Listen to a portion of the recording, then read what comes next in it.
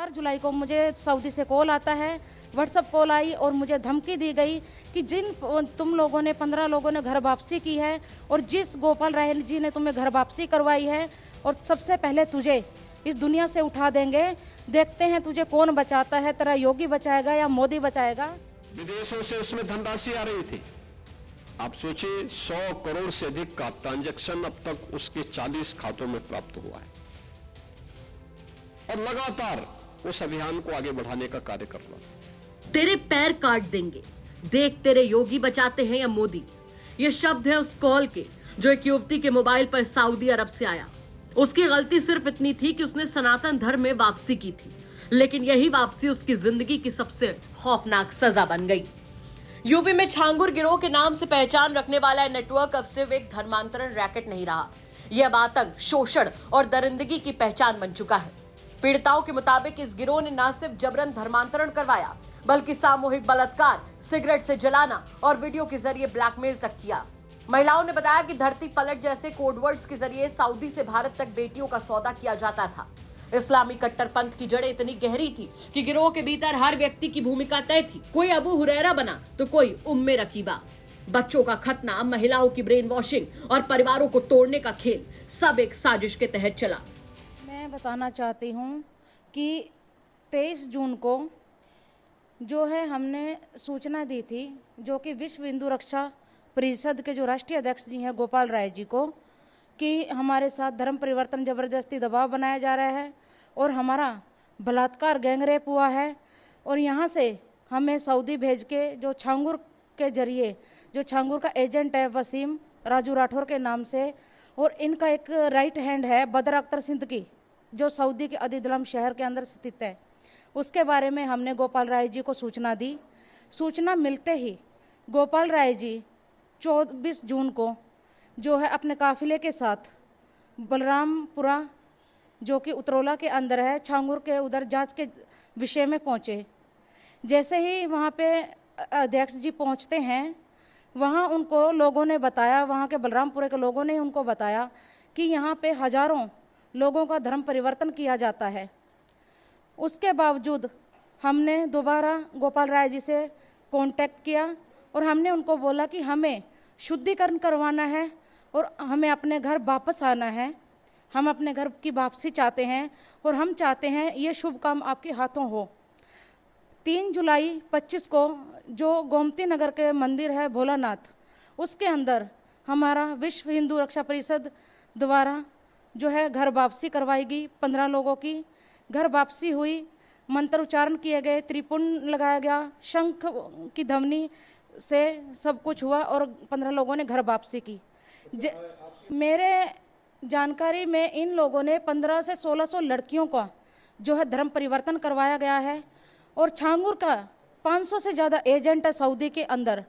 सहारनपुर, मुजफ्फरनगर, मुरादाबाद, देवबंद, घानाखंडी जैसे इलाकों में इनके गुर्गे हैं हजारों की तादाद में और ये लोग फिक्स रेट तय किया है। ये सऊदी में मुझे पता चला जब इन्होंने 2021 में मुझे सऊदी में बुलाया और वहाँ पर जब छांगुर से इन्होंने वीडियो कॉल पे बात की कि लड़की यहाँ पहुँच चुकी है और आप इसका धर्म परिवर्तन करवा दीजिए, वो छांगुर ने बोला मेरी तबीयत ठीक नहीं है और मेरे पे पुलिस की नज़र है, मैं नहीं आऊँगा, मेरा मुरीद है वो आएगा जो अदीदलम शहर के अंदर है जिसका नाम बदर अख्तर सिद्दीकी है।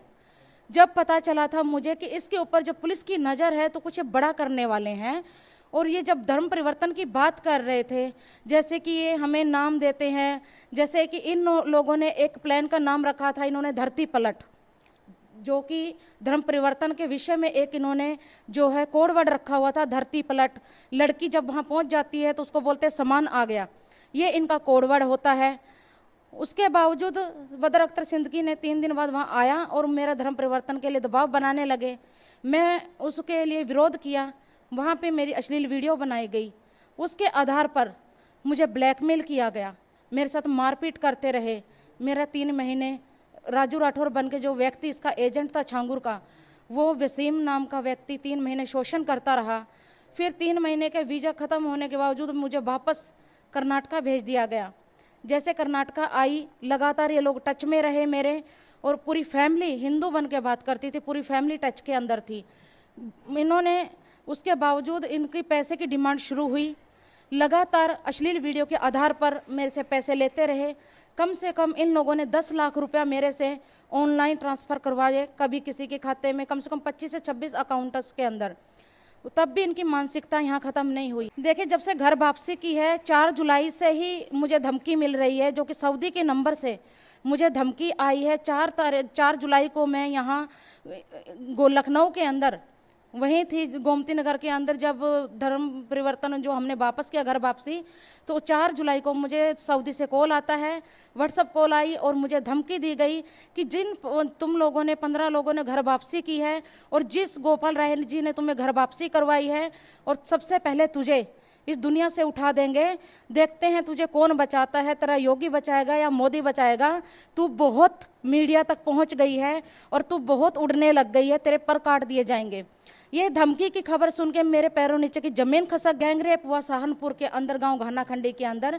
जो छांगुर का गुरगा फरमान है, जो कि वसीम का चाचा है, उसने अपने दोस्तों के साथ मिलके 13 दिसंबर 2024 को मेरा गैंगरेप किया। सिगरेटों से मुझे जलाया गया, बेल्टों से मारा, चाकुओं के से वार किए गए, मेरे फेस को खराब कर दिया गया मार मार के। घर लाके मेरे साथ मारपीट की, बेहोश कर दिया गया।